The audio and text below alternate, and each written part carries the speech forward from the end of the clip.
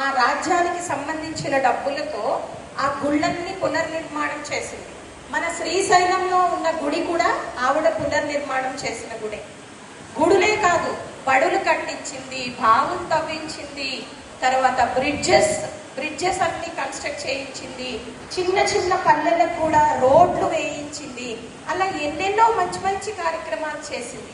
ఈరోజు మనం ప్రశాంతంగా ఒక గుడికి వెళ్ళి కాసేపు మనశ్శాంతి కోసం గుళ్ళో కూర్చోగలుగుతున్నామంటే ఎన్నో గుళ్ళు నాశనం అయిపోయిన గుళ్ళన్నింటినీ ఆవిడ పునర్నిర్మాణం చేసినవి. ఇంతే కాదు, ఆవిడ రాజ్యం ఎంత చక్కగా పరిపాలించిందంటే సుపరిపాలన.